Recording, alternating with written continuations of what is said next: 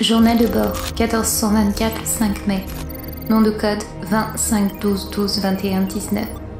3 anciennes armes ont été décelées à ce jour sous les noms d'Uranus, Poséidon et Pluton.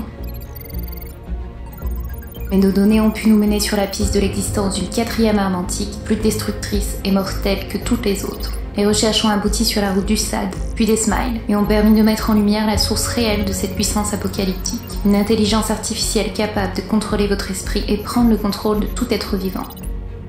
À l'heure où je parle, tout n'est que champ de ruines ici. Les découvertes faites sur le terrain et les secrets du gouvernement, tout a été détruit. Cette personne a succombé, celle-ci aussi. Et elle, il ne reste plus rien. L'A-virus a désormais pris le contrôle de ce monde, et l'humanité court à sa perte. Il ne me reste que peu de temps avant de disparaître et perdre tout contrôle de mon existence sur Terre. Alors si vous entendez ce message, l'extinction de ce monde est en route.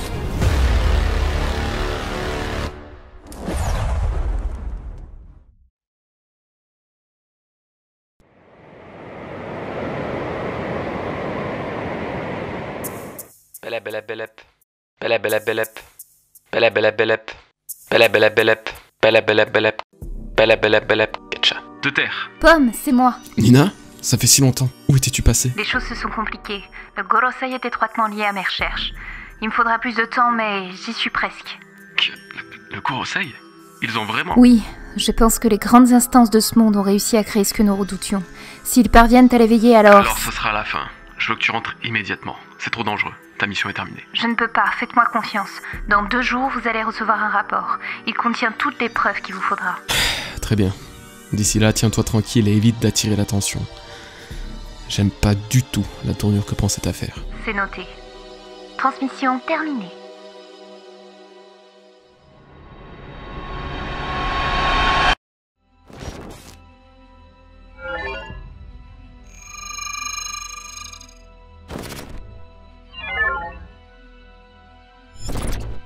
Les recherches ont débuté dès lors où le pirate Goldie Roger se rendit de son plein gré à la marine après avoir découvert le One Piece. La première énigme ne fut donc pas ce trésor, mais bel et bien sa maladie. Cette affection fut selon tous les plus grands médecins de Grand Line incurable. Et quelle était cette maladie? D'où venait-elle?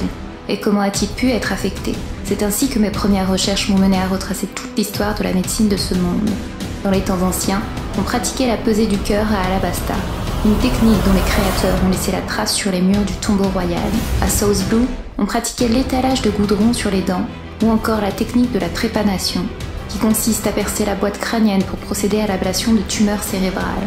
Sur les terres de Chandia, c'est la fièvre des bois auquel le peuple dut se confronter, une maladie mortelle qui se transmet des plantes aux hommes.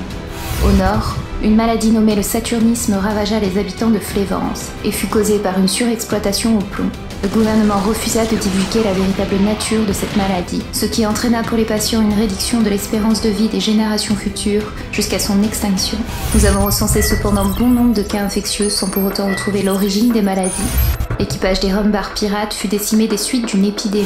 Mais plus étrange encore, on remarque que les femmes semblent être directement touchées par des infections d'origine indéterminée. 2 membres de l'équipage au chapeau de paille, Sanji et Usopp, perdirent leur mère des suites de maladies. Tout comme la mère du dragon céleste aux multiples facettes, Don Quichotte do Flamingo. La maladie semblait donc au cœur de cette mer agitée qu'est Grand Line, et mon instinct m'indiquait que le gouvernement était probablement à l'origine de ces énigmes. C'est la raison pour laquelle j'ai approfondi mes recherches. Elles m'ont mené vers diverses expérimentations déployées à travers le monde et capables de développer des capacités surhumaines, des trésors enfouis depuis des siècles dont on ignore l'origine. C'est le cas de l'eau des héros, trouvable dans le pays des dunes d'Alabasta. Elle confère à son utilisateur la capacité de décupler sa force sur un temps très limité au détriment de sa vie. Une autre substance chimique appelée poséine a également été retrouvée dans les abysses maritimes. Une molécule scellée dans un coffre nommé le Tamatebako, trésor de la famille impériale du palais Ryugu.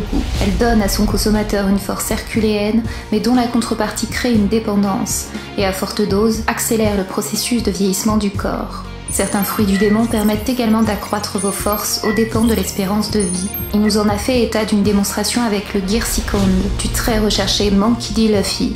En l'utilisant, sa force a considérablement augmenté en échange d'un temps de vie raccourci. Un épisode qui s'illustra à nouveau avec le fruit du Ororonomi détenu par le célèbre Ivankov, un des 5 commandants des révolutionnaires, qui, en lui injectant des hormones, est parvenu à le rétablir en échange de 10 ans de vie. Autre méthode cette fois développée par les scientifiques de ce monde, la géantification. Durant des siècles, ce processus fut longtemps convoité par l'humanité. Le seul à ce jour capable de reproduire un semblant de cet aspect fut César Clown. Il est parvenu à géantifier des enfants en pleine croissance, mais non sans mal, réduisant leur espérance de vie à moins de 5 ans. Malgré cet exploit, il est selon lui impossible de transformer quiconque en géant par des moyens scientifiques sans effet secondaire. Autre procédé auquel il s'est adonné, le SAD, l'unique substance capable de créer des fruits du démon artificiels de type Zoan. La combinaison de ces fruits artificiels et de la géantification donna lieu à une armée nommée Numbers, à la solde de l'empereur aux 100 bêtes. Nous n'avons pas encore assez d'informations concernant leur véritable puissance, à l'exception qu'il s'agit d'échecs de géants antiques selon la terrible Big Mom. Et c'est ici qu'entre en compte le gouvernement. Les meilleurs chercheurs du gouvernement ont cherché des méthodes de géantification à des fins militaires sans succès. Pourquoi ont-ils tenté de recréer cette race de géants disparue il y a des siècles? Selon Trafalgar Dillo, si le gouvernement parvient à créer des armes de géants, alors personne ne pourrait les battre. Cette race disparue de nos jours semble détenir un secret bien gardé de ce monde, et l'un d'eux pouvait nous mener sur sa route. Oz, le transporteur de continents. D'après nos données, il était le chef d'une nation située dans le nord, à Kunihiki. Les légendes de cette contrée racontent qu'il aurait bâti un pays en approchant plusieurs îles, raison pour laquelle Kunihiki signifie littéralement le tirage de terre. En retraçant les mythes, nous sommes parvenus à retrouver l'origine de son récit. En effet, au commencement du monde, les archipels nippons n'étaient pas ceux que l'on connaît aujourd'hui. Yatsuka Mizuomi, descendant de Susanoo, fit un jour le constat que les contrées conçues par les dieux étaient bien trop petites. Muni de sa bêche, il sépara des terres pour ensuite les recoudre délicatement entre elles avec une corde. Et c'est ainsi qu'est né Izumo, le pays dont ce dieu n'avait de cesse de dire « On est trop à l'étroit, ici ». 狭すぎたのだ。おでん様には和の国はちと狭すぎたのだ。Le pays Cause a créé n'est autre que Wano-Kuni, le pays des samouraïs. Mais ce ne sont pas les seules informations que nous avons pu recueillir. Ce géant antique serait mort des suites d'une hypothermie après avoir fait escale sur les terres des glaces. Le froid devenait donc un élément essentiel à notre hypothèse. Pourquoi les pays nordiques et enneigés faisaient-ils tant de liens avec la science? Drum, île polaire où on y trouve les plus grands médecins, dont le docteur Iluluk, la sorcière Korea, et leur disciple et actuel membre des Mugiwara, Chopper. La mer de North Blue, on ignore au sens Trafalgar dit Waterloo, possesseur de l'Opéloponomie, mais également terre où trône le Garna Double Six, dont Vince Smoke Judge, homme à la pointe de la science, fut l'ex-coéquipier de Vegapunk. Ce même Vegapunk, décrit comme le scientifique ayant 500 ans d'avance sur le monde, est originaire de Bajimoa, l'île enneigée des Inuits, et dont est également natif le professeur Tsukimi, créateur de Cat Spacey. Enfin, la dernière île de Grand Line, Rodstar. Le pirate Goldie Roger fut le seul à pouvoir poser pied à terre. Cette île pourrait, selon nos données, être associée à une île hivernale et glaciale. Nous ne sommes pas en mesure de l'assurer, mais dans un autre monde, il se fait appeler Pôle Nord.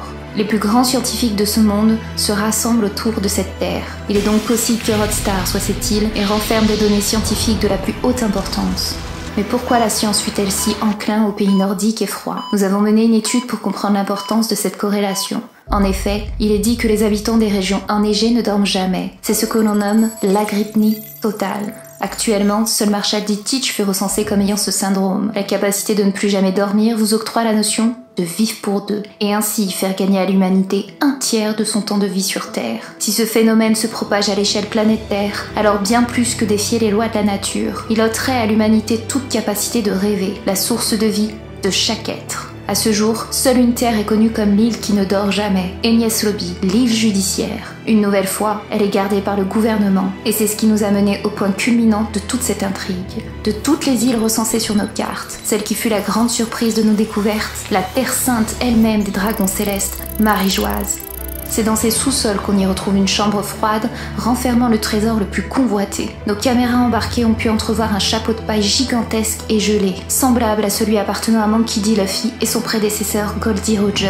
Tous deux animés par le même rêve, atteindre Raftel et devenir le roi des pirates. Il est impossible pour le moment de déterminer quelle nature serait ce chapeau. Est-il là pour simplement représenter le haut symbole des rêves humains et incarner la volonté de se dépasser pour atteindre son but, ou détient-il un véritable pouvoir? Selon l'un des membres des hauts dieux de cette cité, Doflamingo Don Quichotte, seule l'opération de jouvence acquise par le Peloponnemi peut être en mesure de contrôler ce trésor capable de détruire le monde. Une opération ingénieuse réalisant le plus grand souhait de l'humanité, la jeunesse éternelle, l'immortalité.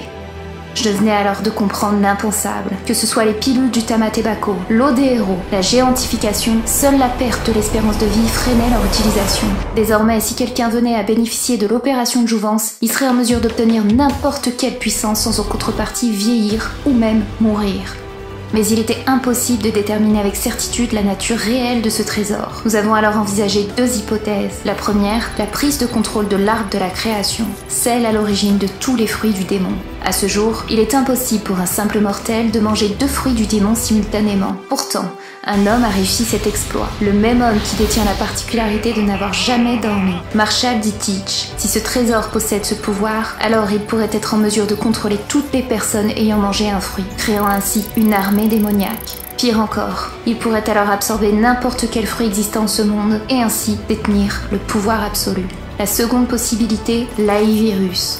Un pouvoir capable de transformer et contrôler tout être vivant sur Terre. Le gouvernement nous a offert un aperçu de cette capacité et a été en mesure de créer des clones à partir du corps de l'ex-supernova Bartolomeo Kuma. Mais l'amiral Fujitora nous a fait savoir qu'il n'avait plus besoin de ça, et qu'une arme bien plus destructrice était prête. Jusqu'à présent, seul le Garma réussit la prouesse de créer des clones humains grâce au phénomène de facteur de lignage d'un organisme vivant. Même si la découverte du schéma de la création a été interdite par le gouvernement, je pense qu'en ayant Vegapunk à leur côté, ils sont désormais en mesure de créer une nouvelle humanité. Et peut-être même ramener un mort à la vie. Une race unique et humanoïde, à la force et capacités surhumaines, sans besoin de sommeil, et donc privée de tout rêve. Il pourrait alors créer ce que même l'ancien royaume de Bilka, où trônaient les automates Spacey, n'a jamais atteint. La conclusion de mon rapport est le suivant. Le gouvernement pourrait être en mesure de détenir une intelligence artificielle capable de prendre le contrôle de votre esprit et plonger le monde dans le chaos. Si la haute instance de ce monde s'empare des rêves de chacun, ce sera la fin. C'est probablement la raison pour laquelle le projet Tequila Wolf a été mis en place peu après la disparition de l'ancien royaume. En reliant toutes les terres par des ponts, il n'y aurait alors plus de frontières, et ainsi plus aucune échappatoire offerte par cette vaste mer. Des armes extraordinaires, à la taille et force herculéenne qui étaient les géants antiques, dotés de conscience et d'esprit, dont ils pourront diriger les pensées et les actes de leurs créatures telles des pantins. Il n'y aurait alors plus de point de rupture. Un contrôle total de toute vie sur Terre serait envisageable. Le projet Pangea serait accompli, et la volonté et rêve de chacun sombrerait dans l'oubli. Une seule terre, une seule espèce, et une pensée unique, dirigée par un seul roi, celui siégeant en haut du trône vacant. S'il vous plaît, ne permettez pas ça. Les autochtones de l'ancien royaume l'ont prédit. L'ère de Dreamtime, le temps du rêve va faire place à cette pandémie. La guerre pour le trône est sur le point de commencer.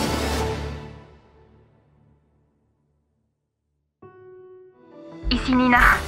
Nom de code 25 12 12 21 19. Tout ceci n'était qu'un leurre. J'ai découvert des informations capables de bouleverser le monde. Saturne n'est pas son véritable nom. Ce nom n'était qu'une simple partie cachée. Le vrai nom de cette arme était... Ici le commandant Five, sous le nom de code G71519. Répondez, allô? Quel est son nom? Dites-moi son nom.